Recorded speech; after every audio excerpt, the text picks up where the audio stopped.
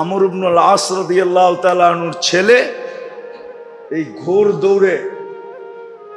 ঘোড়ার দৌড়ের ভিতরে অংশ নিছে। তো এক ইহুদির ঘোড়া ওনার ঘোড়ার আগে দিয়া যাইতেছিল।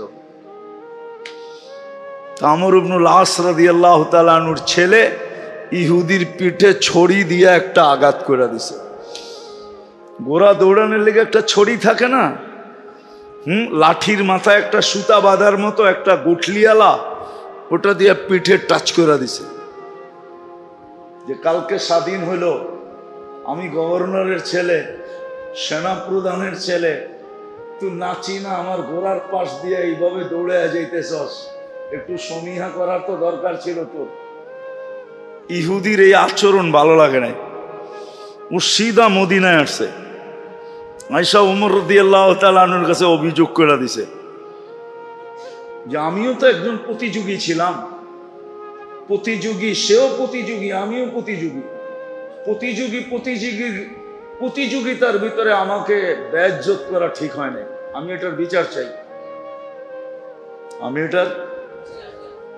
এটার বিচার চাই। ওমর রাদিয়াল্লাহু তাআলা আনহু চিঠি লিখছেন আমর ইবনে আস রাদিয়াল্লাহু তাআলা আনহুকে যে তুমিও আসবা, ছেলেকেও নিয়ে আসবা। তো চিঠি পায়া উনি বুঝা ফেলছেন যে কাহিনী মনে হয় কিছু ঘটে গেছে, নাইলে এরকম ডাকা কেন ডাকবে। আয়েশা যখন দরবারে ঢুকতেছেন, উনি চিনে নাই, ছেলে চিনা ফেলছে যে এটা তো ওই ইহুদি দাঁড়ায় আছে, মনে হয় ওই কিছু অভিযোগ করে দিছেন। তো ঢুকার পরে বলছে ইহুদিকে বলো তোমার অভিযোগ কি। তো অভিযোগ বলার পরে সিদ্ধান্ত শুনাইতেছেন, ওয়াদরিবহু কামা যারাবাকা, তোরে যেরকম মারছে এরকম মার, দরবারের মধ্যে মার। ওয়াখযুলহু কামা খাযালাকা, তোরে যেরকম বেইজ্জত করছে মদিনাবাসী সব সামনে, কারণ ওইখানে তো দরবার মানে মসজিদে নববীর বারিন্দায় হতো, পুরা মদিনা জমা, যেরকম বেইজ্জত করছে এরকম কর। তো ইহুদি মুস্কি হাসি দিয়া বলতেছে, না মারবো না, বেইজ্জত করব। আমার দেখার বিষয় ছিল, শুনতাম মুসলমানদের আমিরুল মুমিনিন বড় ন্যায় প্রায়ণ, এত ক্ষুদ্র বিষয় নিয়ে এরকম ইনসাফ করবে এটা আমার ধারণাই ছিল না। হাতটা বাড়ান, মুসলমান হই। কত ক্ষুদ্র জিনিস তাকে মুসলমানে ঢুকায় দিছে। আজকে আমাদের উপরে আঙ্গুল উঠে, সারা দুনিয়া মুসলমানের উপরে আঙ্গুল উঠায়, অথচ আমরা ওদের সাথে প্রতিযোগিতা লাগায়া, যুবক তোমার পায়ে হাত রাখি, তুমি ওদের সাথে প্রতিযোগিতা লাগায় চুল পর্যন্ত কাটো ওদের স্টাইলে, ঠিক না? কাপড় পর্যন্ত পড়ো ওদের স্টাইলে, ঠিক না?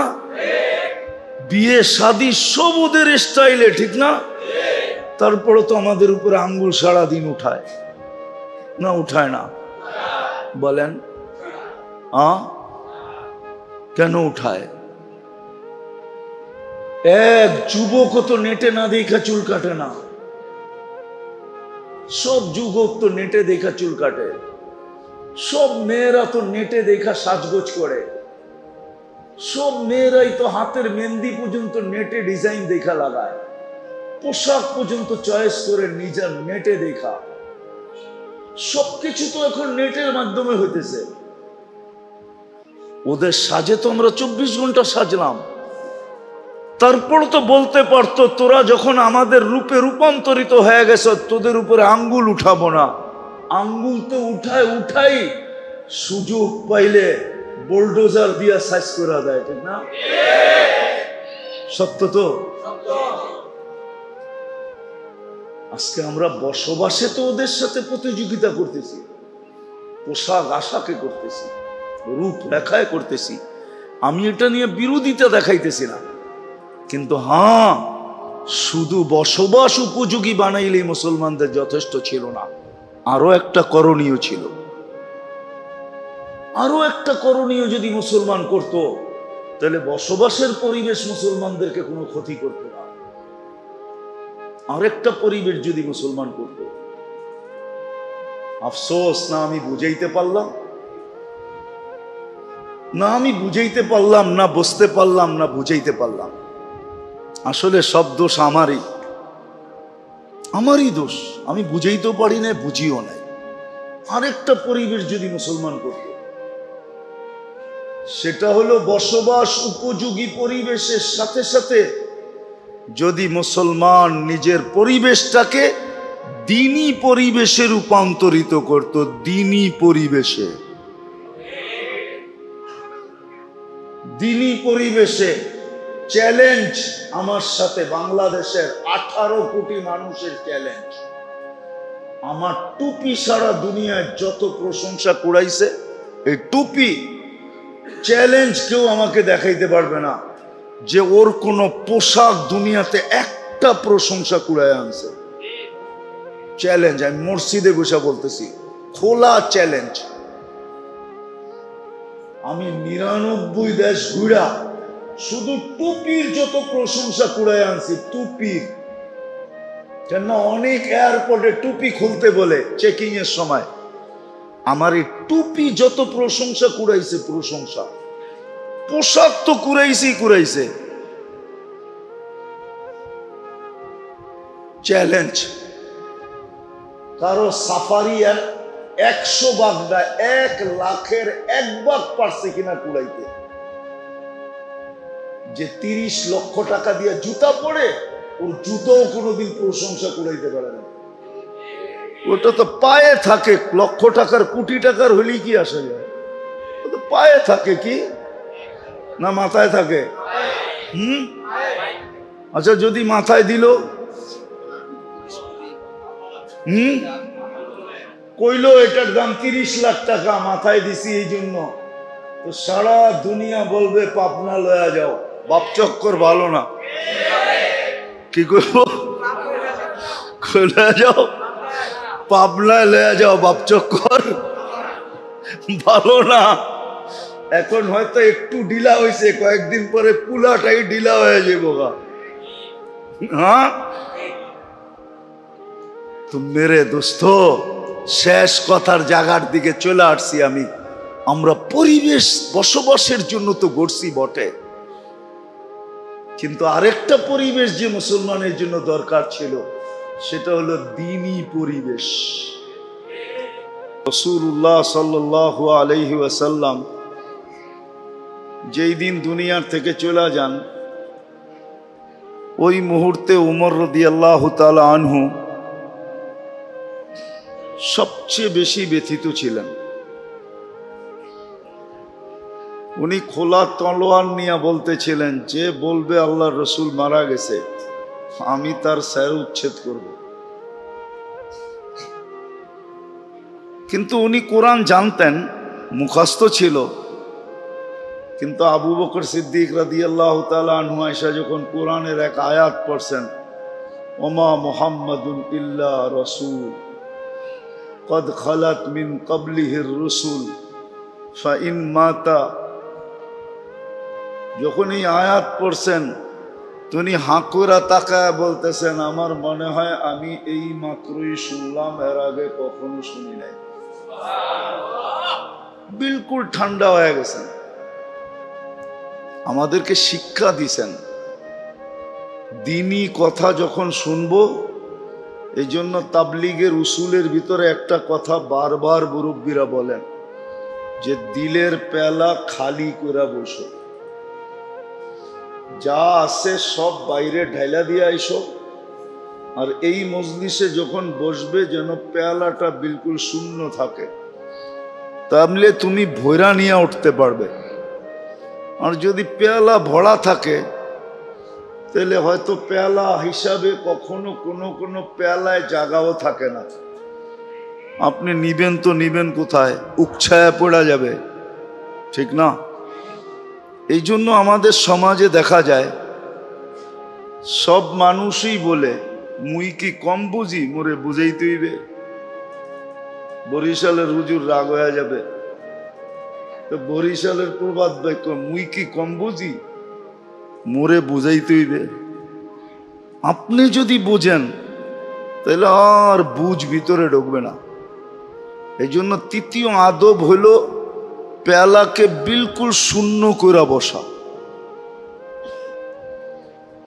তাইলে কথা কাজে দিবে। যাক, আশা করি এই তিনটা আদব আমরা পুরা করব। যত বেশি মনোযোগ দিয়ে শুনতে পারি, পরিবেশকে যত বেশি শান্ত রাখতে পারি, নিঝুম রাখতে পারি, নড়াচড়াও যেন না হয়। আর তৃতীয় হইল নিজে কিচ্ছু জানি না, আমি বিলকুল এই মুহূর্তে অজ্ঞ, আমি কিচ্ছু জানি না। এইভাবে যখন শুনবো, এই তিন আদবকে পুরা করা যখন শুনবো, তো ইনশাআল্লাহ সুম্মা ইনশাআল্লাহ আশা করি কিছু নিয়ে উঠতে পারবো। দিলের ভিতরে আসর হবে, জীবনের ভিতরে রং ছড়াবে, রং।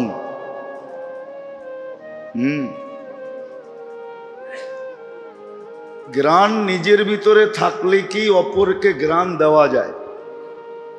ফুলে যদি গ্রাণ না থাকে তাহলে কাউকে গ্রাণ দেওয়া যায় না। দেওয়া যায় নাকি? ঠিক তদ্রূপ এরকমই ভিতরে আসর হবে, শরীরে রং লাগবে, তখনই দেখবেন যে আপনার থেকে হাজারো মানুষ গ্রাণ নিবে, হাজারো মানুষ। এই জন্যই হাদিসে একটা ছোট্ট কথা আছে, তুবা লি আবদিন। কিছু লোক আছে দুনিয়াতে যাদেরকে আল্লাহ মঙ্গলের চাবিকাঠি বানাইছেন, যাদের থেকে মানুষ মঙ্গল পায়, মঙ্গল, অমঙ্গল পায় না। মিফতাহান লিল খায়ের, ওর থেকে ভালোই পায়, খারাপ কেউ পায় না। তা আল্লাহ ওর জন্য মালা রাখছেন, তুবা নামক মালা ওর জন্য রাখা আছে। আজকে হয়তো পড়াবে না, মরার পরে ওকে পড়ায় দিবে আল্লাহ। তো মানুষ ওর থেকে পাইতে থাকে। যেরকম ফুলের ভিতরে ঘ্রাণ, মানুষ ঘ্রাণ পাইতে থাকে, ঠিক কিছু লোক দুনিয়া এরকম আছে যাদের থেকে মানুষ ঘ্রাণ পাইতে থাকে। কিছু চেহারাও দুনিয়াতে এরকম আছে, ছিল, এখনো আছে,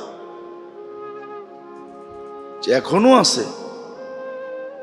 চেহারা দেখা মানুষ মুসলমান হইতো, চেহারা দেখা এখনো আছে। কিছু মানুষকে দেখা মানুষ দিনদার হয়ে যায়। আমি ফ্রান্সে একজনকে চিনি, সে চেহারা দেখা মুসলমান হয়েছে। জামাত যাইতে ছিল, জামাতের হাঁটা দেখা সে মুসলমান হয়েছে। আমি আমেরিকাতে একজনকে চিনি যে ঘুম দেখা মুসলমান হয়েছে। শুধু তালিমের হালকায় বৈশা একজন ঘুমাইতেছে, তার ঘুম দেখা সে মুসলমান হয়েছে। এখন সেও বৈশা ঘুমায়। তো সত্য এটাই। এই জন্য যখন আদব পুরা করে শুনবো, তখন ভিতরে আসর হবে, শরীরে ওটা ফুটা বাহির হবে। তখন চলা দেখা, বলা দেখা, উঠা দেখা, বসা দেখা, আচার দেখা, ব্যবহার দেখা, হ্যাঁ, মানুষ আকৃষ্ট হবে। আসলে মুসলমান ছিলই এই জিনিসটার নাম। মুসলমান কাকে বলে দেখেন? দুনিয়ার কিছু জিনিস আছে মানুষ দেখাই আকৃষ্ট হয়, দেখাই না হয় না? হ্যাঁ, এই যে টাইলসটা লাগাইছেন, এটা দেখেই তো আকৃষ্ট হয়েছেন, ঠিক না? হ্যাঁ, নইলে এটা কি? তো মাটি, মাটি না? মনে হয় বিশ্বাস করেন না। 100% মাটি, 1%ও কম নাই। এটার উপরে তয়ম্মুম করলে তয়ম্মুম হবে। হুজুররা আবার কি কয় জানি না, খুব এরকম চকচকা মাটি মুটি কিছু লাগবো না, তয়ম্মুম হবে না। মাটি এটা মাটি। তো মুসলমান বলে ওকে যাকে দেখলে মানুষ আকৃষ্ট হয়, ইসলামে ঢুকতে পাগল হয়, ওর নাম মুসলমান। মুসলমান কোনো শব্দের নাম না। মুসলমান তো ওকে যাকে দেখলে মানুষ ইসলামে ঢুকতে পাগল হয়। যেমন দেখা পিছ পিছ ঘুরতেছে,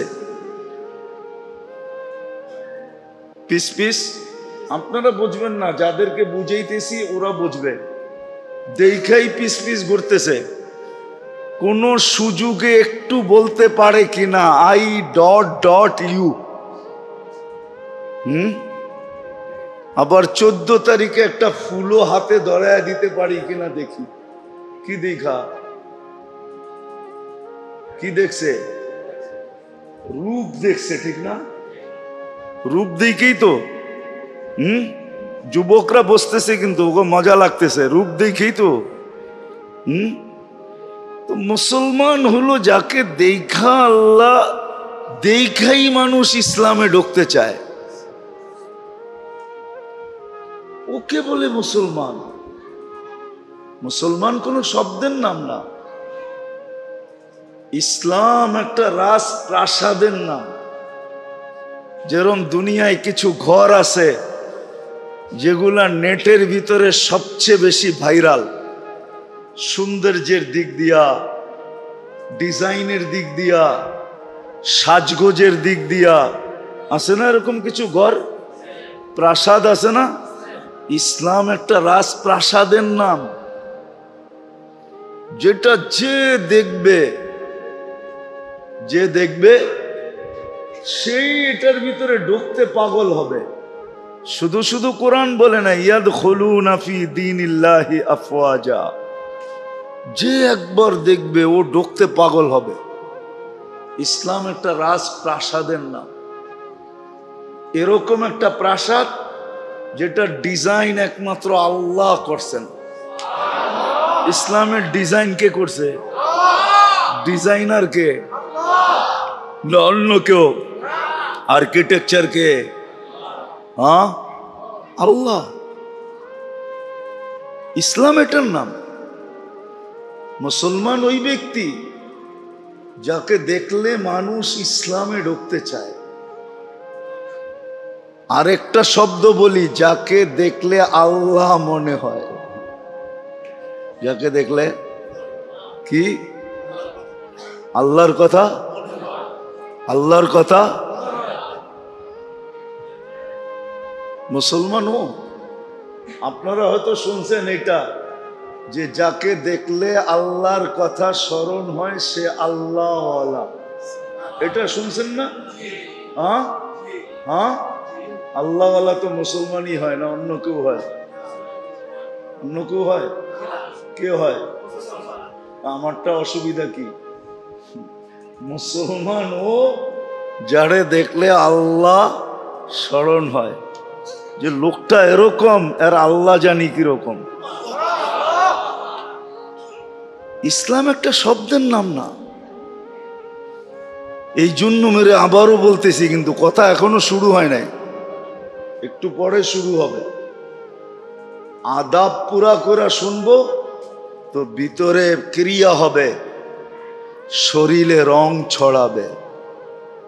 আজকে আফসোস তো এটাই, আফসোস তো এটাই, যাকে দেখা আল্লাহ চিনা যেত, যাকে দেখা আল্লাহ স্মরণ হইতো, যাকে দেখা আল্লাহ চিনা যেত, যাকে দেখা আল্লাহর পরিচয় পাওয়া যেত, যাকে দেখা আল্লাহর সন্ধান পাওয়া যেত, যেই ইসলাম দেখলে রাজপ্রাসাদ পর্যন্ত হার মাইনা মানুষের ভিতরে ঢুকতে পাগল হয়ে যেত, আজকে সারা দুনিয়া ওই মুসলমানের উপরে আঙ্গুল উঠায়। আফসোস তো আমার এইখানেই, কিন্তু আমার কাছে তো ভাষা নাই, জাদু নাই। যদি থাকতো এরকম, তাহলে আমি দুনিয়াকে বুঝায় ছেড়া দিতাম যে মুসলমান কি জিনিস আর ইসলাম কি জিনিস। কিন্তু ভাষাও নাই, জাদুও জানি না। আজকে মুসলমান দেখা মানুষ আঙ্গুল উঠায়, ঠিক না? না উঠায় না? উঠায় না? সবচেয়ে বেশি দুনিয়ার আঙ্গুল কার উপরে? হ্যাঁ, বিজাতি তো উঠায় উঠাই, এমনকি মুসলমান পর্যন্ত মুসলমানের উপরে আঙ্গুল উঠায়।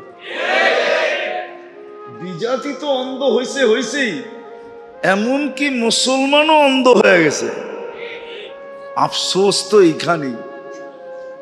অথচ মুসলমান তো ছিল ওই ব্যক্তি যাকে দেখলে আল্লাহ চেনা যেত, যাকে দেখলে আল্লাহ স্মরণ হইতো, যাকে দেখলে আল্লাহর পরিচয় পাওয়া যেত।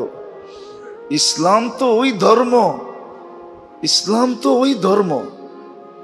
আপনি একটা চিন্তা করেন, পিছনের একটা উদাহরণ দেই।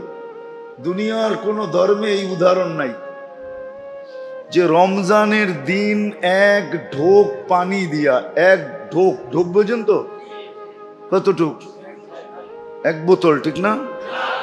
হাফ লিটার, 250, তাও না, কতটুক? এতটুক, ঠিক না? এতটুক পানি দিয়া যে রোজা খোলাবে কোন রোজাদারকে, তার বিনিময়ে আল্লাহ যে পানি পান করাইলো তাকে রোজার পুরা সওয়াব দিবে, জাহান্নাম থেকে মুক্ত দিবে, জান্নাত তার হাতে লেখা দিয়া দিবে। বলেন, দুনিয়ার কোন ধর্ম এই কথা বলতে পারবে? বানায়া বলতে পারবে, কিতাব দেখায় বলতে পারবে না। ওর ধর্মের কিতাব দেখায় বলতে পারবে না। আমরা 2-4টা কিতাব পড়ছি বিভিন্ন ধর্মের, মেন বুক পড়া দেখছি। বানায়া বলতে পারবে, কিন্তু কিতাব খুলা বলতে পারবে না। আর আমরা হাদিস খুলা বলে দিতে পারবো, আল্লাহ রসুল বলছে। তাহলে ইসলাম তো ওই ধর্ম ছিল, ইসলাম ওই ধর্ম ছিল। মুসলমান ওই ব্যক্তি ছিল যে যাকে দেখলে আল্লাহ স্মরণ হতো, আল্লাহর পরিচয় পাওয়া যেত। আর একটা বললে মনে হয় হুজুর রোষ হইতে পারবে না, মানবে না আমার কথা। যাতে দেখলে ডাইরেক্ট তার ভিতরে আল্লাহ দেখা যেত। আল্লাহ যদি এটা কোত্থেকে বললেন, তো আল্লাহ কেন কোরআনে বলল আইনামা তুয়াল্লু ফাসাম্মা ওয়াজহুল্লাহ, যেদিকে তাকাবি ওদিকে আমাকে দেখবি। তো মুসলমানকে দেখা ও ভিতরে আল্লাহ দেখতো, যে এটার ভিতরে আল্লাহ বয়ে রয়েছে, ওই যে দেখা যায়। মুসলমান তো ছিল, ইসলাম তো ওই প্রাসাদ ছিল। কিন্তু আজকে আফসোস, দুনিয়ার সবচেয়ে বেশি আঙ্গুল মুসলমানের উপরে। আমার আসল কথায় চলে আসছি, 2 কারণে এটা, আর তৃতীয় কোনো কারণ নাই। কথা কিন্তু লম্বা হবে না, 8টার ভিতরে শেষ হয়ে যাবে। 2 কারণে, শুধু 2টা কারণ। কোন কবি লিখছিলেন, বড় সুন্দর লিখছিলেন, যদিও কথাটা উর্দুতে, ইস ঘর কো আগ লাগি হ্যায় ইস ঘর কে চিরাগ সে। প্রত্যেক ঘরেই আগুন লাগে ওই ঘরের আগুন দিয়ে, ঠিক না? আপনি যদি বলবেন বিদ্যুৎ সার্কিটের থেকে আগুন লাগছে, তো বিদ্যুতের সার্কিট তো আপনার ঘরেই ছিল না, আরেক ঘরের টায়া লাগাই দিয়া ভেঙে গেছে। আমার ঘরের বিদ্যুতের কারণেই তো লাগছে। আমাদেরও দুরবস্থা আমাদের কারণে, অন্যের কারণে না। যদিও আমরা আঙ্গুল উঠাই অন্যের কারণে। যেমন শয়তানও মাঝে মাঝে বলে, একদিন তো দোজগে চিৎকার দিয়া বলবে। শয়তানও কিন্তু একটা সম্মেলন করবে দোজগে। কোরআনে আছে, কোরআনে আছে দোজগবাসীদেরকে নিয়ে শয়তান একটা সম্মেলন করবে। আর কোরা বলবে, ইন্নী দাউতুকুম ফাস্তাজাবতুম ফালুমু আনফুসাকুম ফালা তালুমুনি মা আনা বিমুসরিখিকুম ওয়া মা আনতুম বিমুসরিখিয়া। তো একটা সম্মিলন তো করবে। আজকেও শয়তান বলে মাঝে মাঝে, যদিও আমরা শুনি না, শয়তান বলে জুরুম তো খুদ করে লানত করে শয়তান পর। সব তো তোরাই করস, খামাখা আমার উপরে আঙ্গুল উঠাস কেন? তোরাই তো আমারে ফেল মেরা দিছস, এখন তার আমার কিচ্ছু করতে হয় না। মোটামুটি এমন শয়তান হইছস, এখন আমিও মাঝে মাঝে লজ্জা পাই যে আমি তো এতগুলা করতে কই নাই। হ্যাঁ, কোরআনে আছে, আমি কোরআন দিতেছি। কোরআন বলে শয়তান কাউকে খোঁচা মারে, ও এক খোঁচা এমন লাভ দেয়, তো শয়তান বলে ইন্নী বারিউম মিনকা ইন্নী আখাফুল্লাহ রাব্বাল আলামিন, আমি তো এত জোরে লাভ দিতে কই নাই, আমি তোর কাছ থেকে দূরে, আমি তোর পক্ষে না। তা আমরা যতই মানুষের উপরে আঙ্গুল উঠাই, কিন্তু দোষ আমাদের, দোষ কি? অথচ মুসলমান ছিল যাকে দেখলে আল্লাহ চেনা যেত, আল্লাহর পরিচয় পাওয়া যেত, যার ভিতরে আল্লাহ দেখা যেত, আল্লাহর সন্ধান যার ভিতরে পাওয়া যেত, আল্লাহ স্মরণে আসতো, আল্লাহ স্মরণে আসতো, আল্লাহ স্মরণ। আমার বললে আবার অহংকারী বলে ফেলেন কিনা যে বড় অহংকারের কথা বলতেছেন। আমরা দুনিয়া ঘুরা দেখছি, আসলে তো ভিতরে কিছু নাই, এটাই সত্য।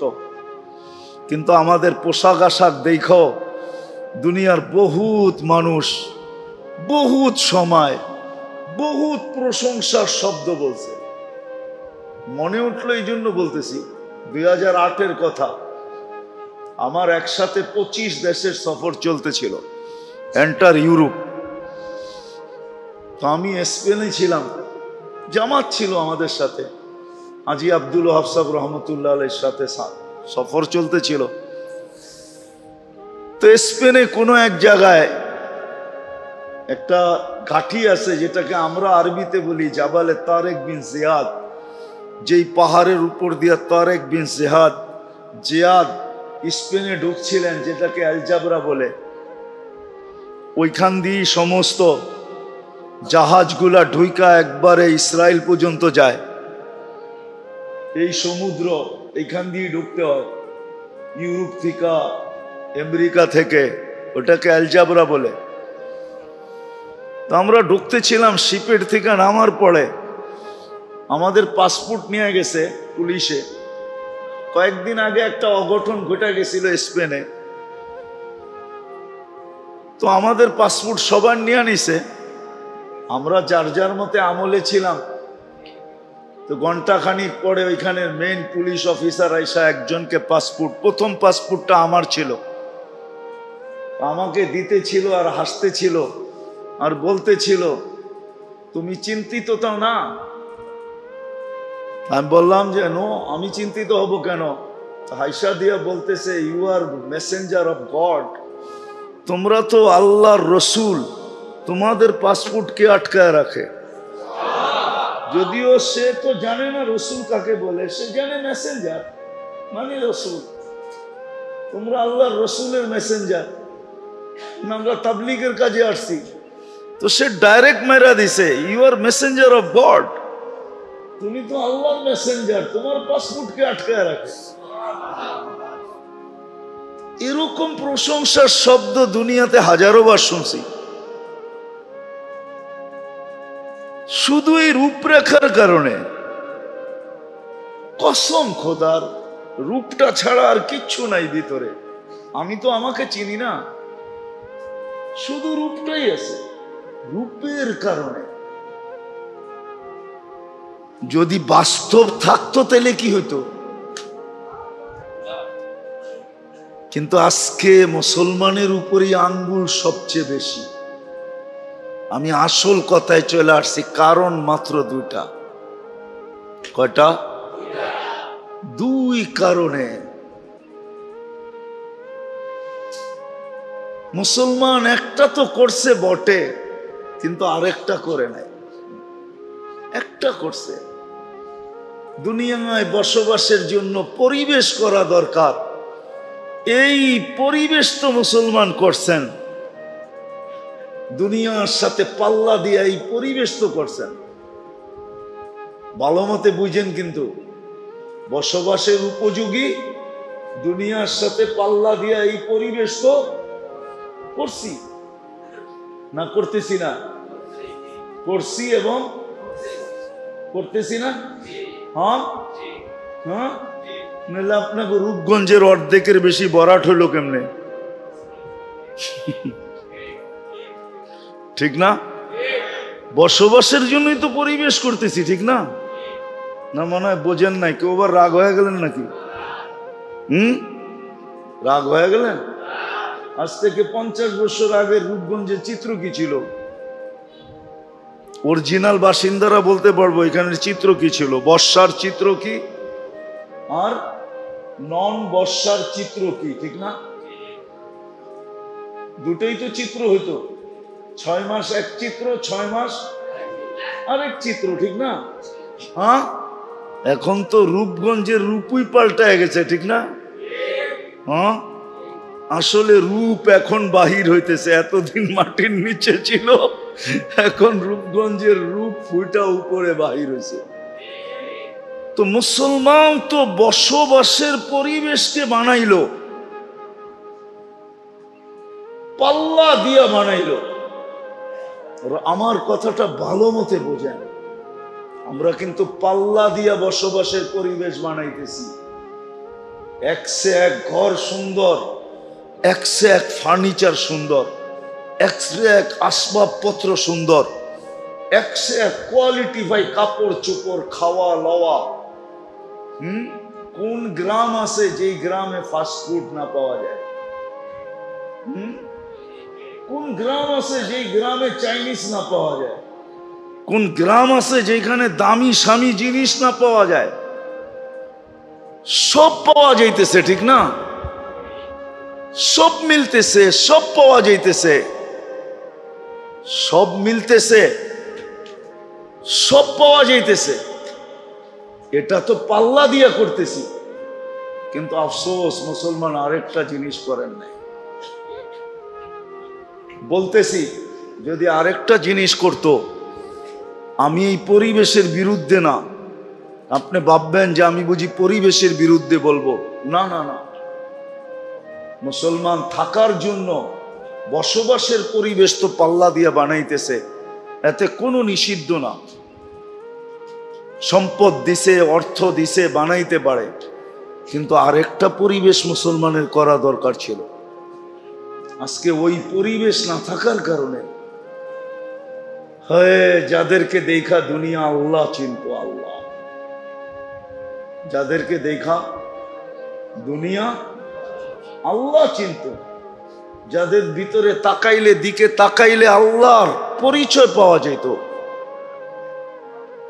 পরিচয় পাওয়া যেত, যাদের কর্ম দেখা মানুষ ইসলামের ভিতরে ঢুকতে থাকতো, কর্ম দেখা, কর্ম, যাদের ছোট ছোট কর্ম দেখা, ছোট ছোট কর্ম। কি একটা কাহিনী মনে উঠলো, এই জন্য বলতেছি। আগে আমাদের দেশে রেস কোর্স ছিল, ঘোড়ার দৌড় হতো। কোথায় হইতো এটা জানেন? ময়দানটা কোনটা? রবনা পার্কের অপোজিটে যেটা, ওটা ছিল রেস কোর্স ময়দান, সরোয়ারদি। ওইখানে উনি বন্ধ করছে এটা। আগের যুগে ঘোড়া দৌড় হইতো। তো মিশর যখন স্বাধীন হয়, তো আমর ইবনুল আস রাদিয়াল্লাহু তাআলা আনহু সেনাপতি ছিলেন। তো ঘোড়ার দৌড় চলতেছিল। আমর ইবনুল আস রাদিয়াল্লাহু তাআলা আনহু মাত্র স্বাধীন হয়েছে। নতুন নতুন স্বাধীন হলে তো কিছু এলোমেলো থাকেই, ঠিক না?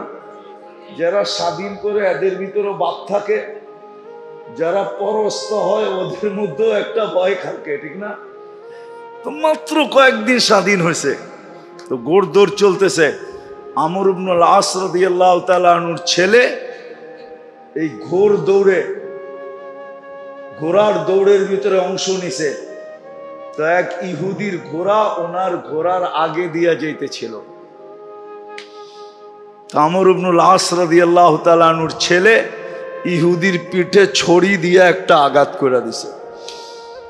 ঘোড়া দৌড়ানোর লেগে একটা ছড়ি থাকে না, লাঠির মাথায় একটা সুতা বাঁধার মতো একটা গুঠলিয়ালা, ওটা দিয়ে পিঠে টাচ করে দিছে। যে কালকে স্বাধীন হইল, আমি গভর্নরের ছেলে, সেনাপ্রধানের ছেলে, তুই নাচি না আমার ঘোড়ার পাশ দিয়ে এইভাবে দৌড়ে যাইতেছস, একটু সমীহা করার তো দরকার ছিল তোর। ইহুদির এই আচরণ ভালো লাগে নাই। ও সিধা মদিনায় আসছে, আয়েশা ওমর রাদিয়াল্লাহু তাআলা আনহুর কাছে অভিযোগ করে দিছে যে আমিও তো একজন প্রতিযোগী ছিলাম, প্রতিযোগী, সেও প্রতিযোগী, আমিও প্রতিযোগী, প্রতিযোগিতার ভিতরে আমাকে বেইজ্জত করা ঠিক হয় নাই। আমি এটার বিচার চাই, আমি এটার বিচার চাই।